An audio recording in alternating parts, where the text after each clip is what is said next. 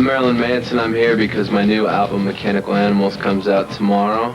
The mark of a new age that I'm trying to make sure happens to bring some life back into rock and roll. I've just finished, as you all know, the MTV Video Music Awards. I wasn't very dominated by rock and roll, but I think that by next year maybe we'll be back on track and things won't be so geared towards R&B. There'll be a little bit more balance.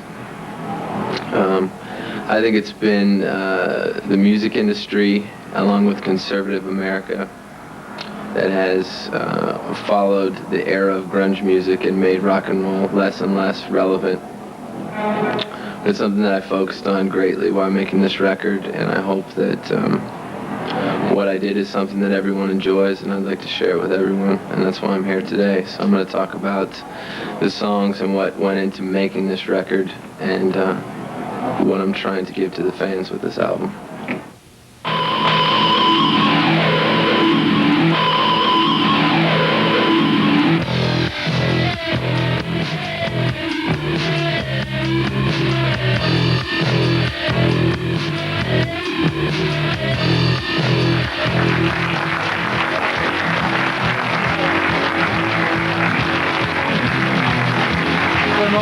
Hi, how are ya?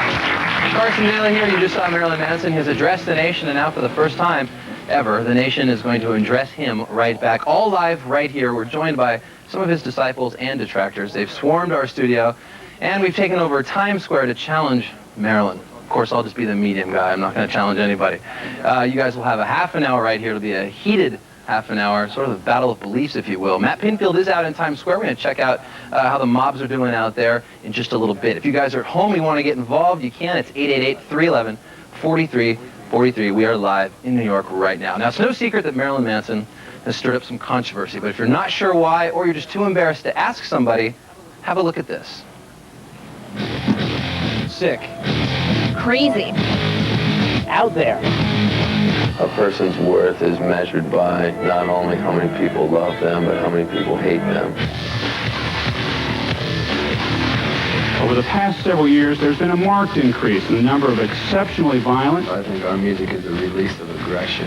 hateful, I speak about hate and I show the reflection of hate. racist, If I hold up a picture and people call me a racist, then that's what they're feeling inside themselves. anti-woman songs that are not only out in the market, but in many cases are topping the charts.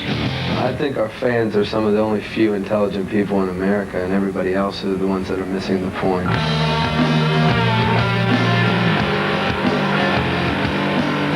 I think Marilyn Manson is adult entertainment. I don't think teenagers like under 18 should be there anyway. We're going to shut you down because what you propose is not uplifting. It's not helpful. It doesn't advance the culture. I think if anyone was afraid of what might go on at a Marilyn Manson concert, they should take their kid with them. Straight from the main stage of this year's Lilith Fair, here's Marilyn Manson!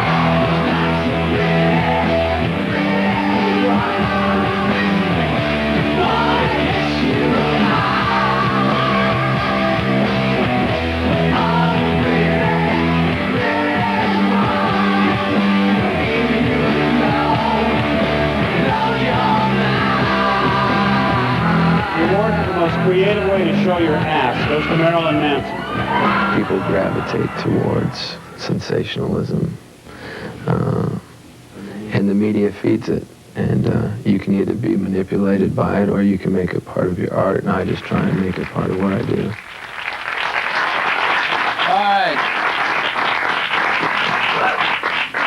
All right, very nice. You can keep it going. Please welcome Marilyn Manson and his bandmates Twiggy, Ramirez, and Pogo. Thank you guys for being here. All right. Well, thank you for coming back. No, Actually, thanks last for time you were everybody here, showing up again. You said that you'd come back around the release of the new record. It's nice of you to come back. Twiggy, welcome. Pogo, welcome. Have you had a chance to see back the performance from the Video Music Awards? Well, Of how it looked on TV? I saw it live the first time, and it seems like you guys changed it around the second time.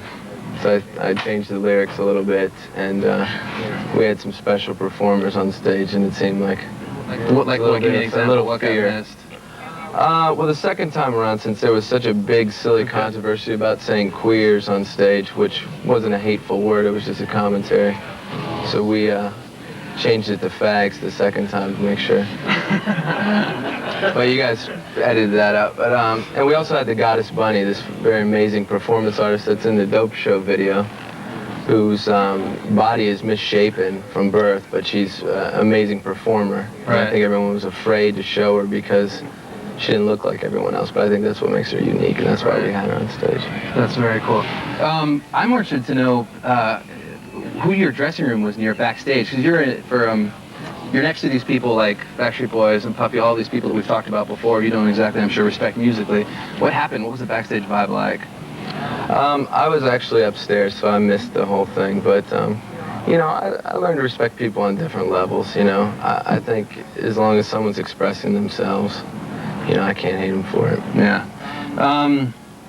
The Dope Show, we're going to, actually, you know what, let's go back to 1997 to your Video Music Award performance, which we're going to show right here. Obviously drastically different from what we saw. As you look back at this, what do you think? Anything pop in your head? Well, this morning Howard Stern said that my ass wasn't as good as it was last year. But do you agree with that? You know, maybe I've been sitting around for a year, so I'm ready to... That should mean your ass should be flatter from actually sitting in the studio. Yeah. But visually very different, and we'll take a look right now. Absolutely very different. Antichrist Superstar was a very pointed album, and it was a body of work that kind of represented the transformation that I went through from childhood till now. And it was a lot of more of an angry record, and the result of that is Mechanical Animals. You know, that record changed me. Writing that book changed me, and now I have a different look on life. The numbness wore off, and now I'm starting to feel things on a different level. Right. So it's a different kind of record. And great, mind you. We've listened to it. It comes out tomorrow. Paul Hunter directed the video for the Dope Show. This is sort of the public's first chance to take a look at your new image. Heritage R&B video director, primarily of Boyz II Men, Missy Elliott, Mariah. Paul's on the phone, actually. Paul, are you there? Yeah, I'm here. What's up, guys? How you going, Paul? How you doing, Manson? Good. It's funny, too, because some people call you Marilyn, some people call you Manson. Paul, do you have any reason why you refer to him as Manson, quickly? I like the way it sounds. Paul, how did you come to work with Marilyn Manson? How did this thing start with the Dope Show? It was funny because I've been wanting to work with him for a while, and he actually reached out to me. I was at my production office, and I was listening to the record, and he reached out to me, and we talked and got together. Did you pitch a treatment, or Marilyn, did you have an idea of what you wanted? This is a very important video. We collaborated. It was a very strong collaboration. It's Billy Zane, isn't it? Yes. Titanic? What I liked about Paul is that he has a sense of greatness. Because sadly, rock music lacks a lot of creativity right now. And R&B has more creativity. And Paul's videos are all very exciting. And I wanted someone who could take the metaphor of what the Dope Show's about, the alienation of rock stardom, the alienation of drug use, Hollywood, and to make that into something like this. And I'm very, very pleased with what he did. Will you work with Paul again? Absolutely. All right, very cool. And a great job, too. Great colors. Paul, thank you for calling in. We appreciate it. Thank you. All right, we're going to take a break. Up next, the audience is going to have their way with Marilyn Manson, ask some questions about the new record, Mechanical Animals, and anything else they want to ask him. We'll be right back with more Manson TV on MTV.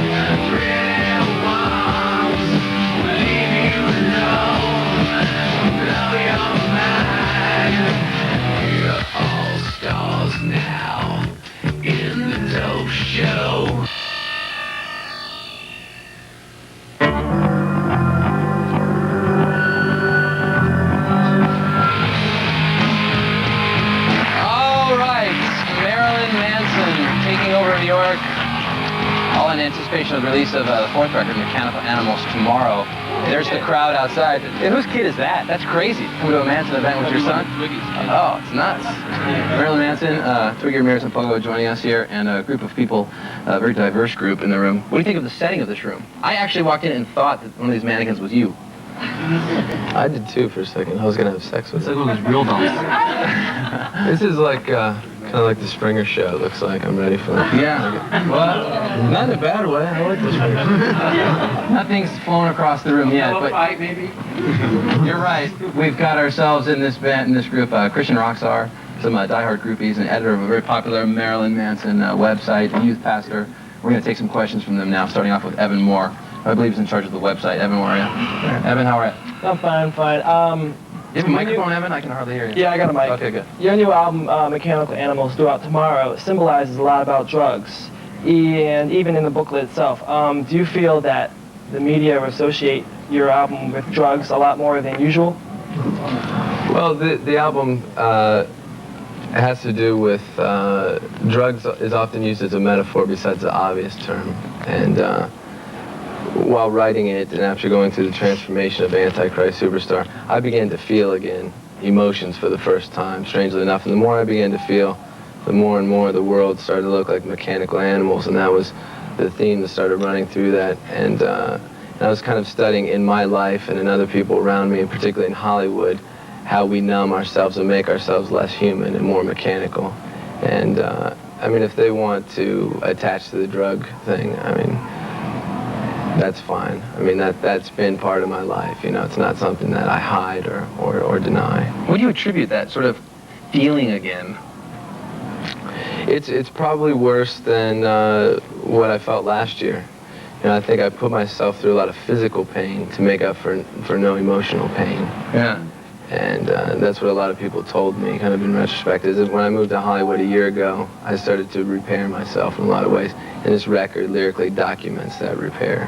Jeff Hamilton is here, an actual youth pastor. Jeff, what's your question for Marilyn? Actually, one of the things that I admire about this whole process has been your transparency from early interviews through these albums, the book, and you're talking about metaphors being in this particular album, and a return to realness and feeling in your life. What does that cost you then, emotionally? What does that cost you relationally, to move from that place of numbness to a place of feeling and interaction and processing with people in your life?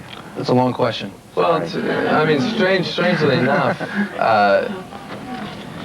it's a lot harder than I thought it was going to be. You know, I set out to be something superhuman, something, the greatest thing I could be with Antichrist Superstar, and what I didn't figure into that was vulnerability was a part of it, and that was something that I was not acknowledging. You know, I didn't want to feel. And now that I am, I'm sure everybody's been through, you know, I mean, it's what life is, and it's crazy. People love you now. It's like a rebirth. It's like being an infant. Everything's bright. Everything's very painful, and so in some ways I've gotten back my innocence that I was looking for. You know, you get some breasts and everybody loves you.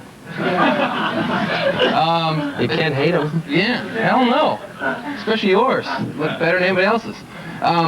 Mechanical Animals also sort of seems like it would entail these people who do follow, and now that you're sort of aware of that, it's interesting because we have some diehard fans, Allison and Jeanette, is it, here, who have carved Marilyn Manson, and you've, I'm sure, met them before. Yeah, they're friends of mine. So how do you take to someone who would follow you to the point of self-mutilation? Is that sort of contradicting your own message of this don't follow the status quo? It depends, because I can't say exactly what they're thinking, but to me, when I look at them and I consider them friends, it's their way of identifying, you know, their way of being a part of something, because the rest of the world has shut them off in some way. And it's their way of expressing themselves, and I'm not one to judge how people express themselves. Right.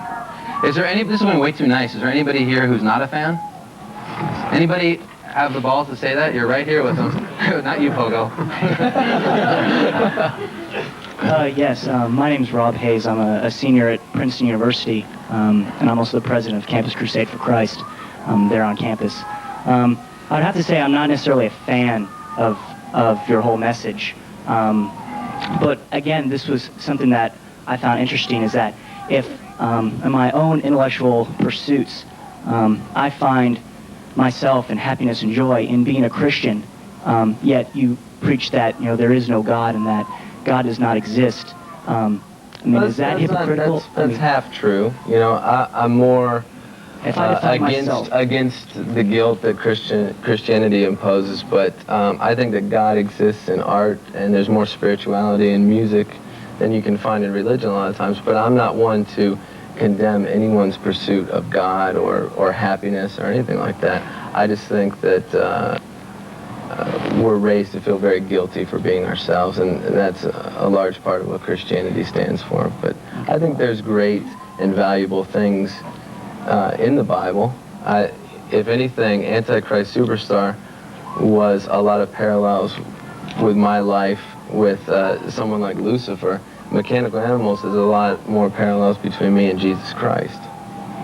So, I've found a different way to relate to things. But that doesn't mean that I'm going to be a born-again Christian. It just means that I can find some valid points in your religion. I don't think that everything about it is wrong. That's been a huge misconception, too, since day one. People thought that you were out there, like, protesting Sunday school. You've never done that. I kicked the Sunday school teacher. Actually, when I was in... Who hasn't? When I was in Christian school, I had these things made out of a ruler and a rubber band with crayons. And we were shooting them at each other, and the principal's wife, who was the Bible teacher, I had it under my desk, and I accidentally shot her in the crotch. And so I have reacted violently towards those sort of authorities. Hence the song Reflecting God, probably. Great song that I miss, actually. All right, we're going to take a break. When we get back, we're going to check with Matt Pinfield. You can hear the crowd out there in Times Square. We're checking with them. We'll talk about some of the symbolism, too, of the new record, Mechanical Animals, out tomorrow. More with Marilyn Manson. Those cops have the wrong color when we get back. Yes, they do. They should be pink.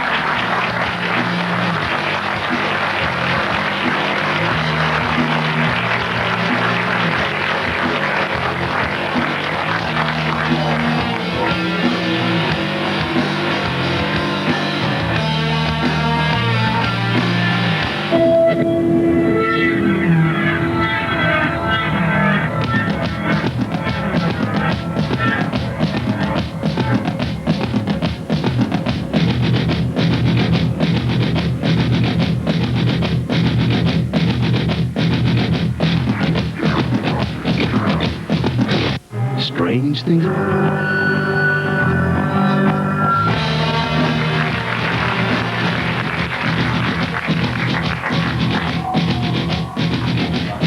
Such a diverse crowd now, and now it looks like it's like golf. We're back on MTV, Manson TV. Golf used to just be like old white guys, and now since Tiger Woods, it's just this broad group. The last time you were here, Don't talk to me about sports. I know that. I'm not going to making a metaphor here, making an analogy. Now, like, everybody's coming out to see you. Like the little kid, That infant? cops, Yeah. they love you. Queers? All of them. We're back at Twiggy Ramirez. I love it. Plug over here as well. We're going to go right to Matt Pinfield, who's out there. Everybody. Amongst the crowd. Matt? Thanks a lot, Carson. How you doing? We're here with this amazing amount of fans in Times Square for Marilyn Manson. Excited about him being here. Michael, you wanted to ask Marilyn a question. What is it?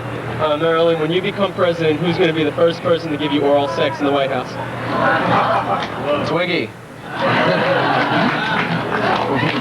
Won't that be a joyous day? The president's staying across the street from our hotel. I think that we're going to go over there and see if he's... Are you really?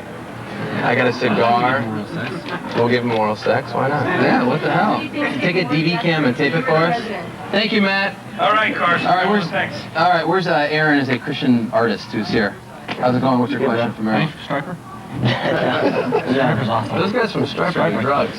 I did drugs with the guys from Striper. Yeah. Those guys must be What are you guys doing? No, man. Striper's our biggest influence. It wasn't for you guys. I don't think Aaron's the in most Striper. satanic band ever. But he's works for you, represents Striper. No, I'm not. Aaron, what you in? Like you guys lump me in. What's your question? What's your I saw your new record that a symbol of Omega a lot on there.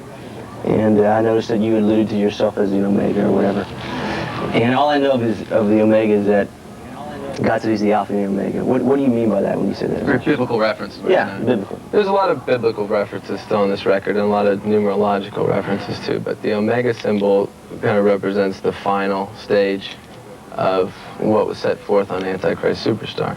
So this is kind of the final evolution of whatever it is that I am. Kind of thing. Yeah. But again, there is some allusions to Christ as well in this record. I was looking at things from a flip side. We got another question over there. I'm sorry.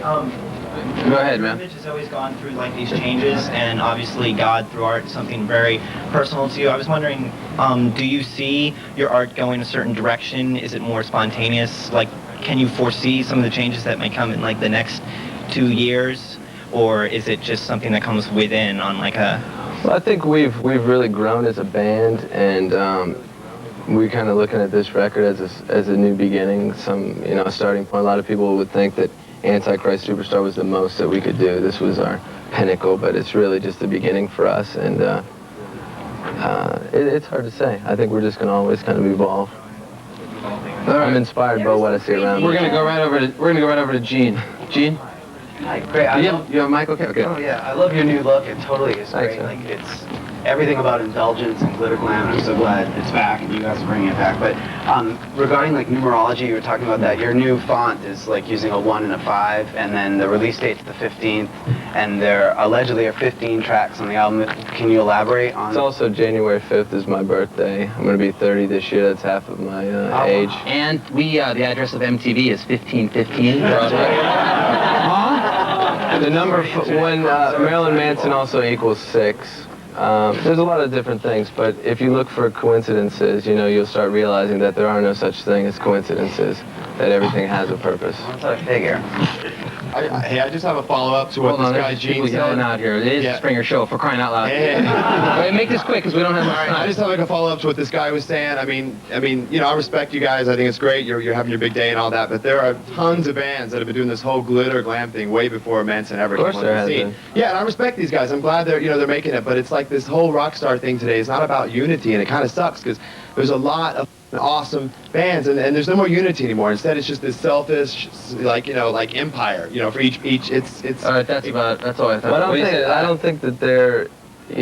I would lend a hand to any band that I saw putting as much effort into what they do as what we do. And I've always had underground bands come on tour with us, and that's what rock stardom is about. Is about self-preservation. If anybody wants to be a rock star, they've got to try hard enough. They're not going to get it handed to them. And you got to look good doing it, that's for sure. We're out of time. Hold on, we'll chat out there. You look good, brother. Go for yours. Artist and performance. I want to know who's your fashion designer. That's what I want to know. That's all the time we have. Thank you. We'll continue this. As long as you wear that Virgin codpiece, Megastore in New York. You can check out that we're doing a signing. Mechanical Animals comes out tomorrow. Thank you for being here. Appreciate it. Marilyn Manson, Twiggy, Ramirez, and Polo. Thanks for watching Manson TV. So long.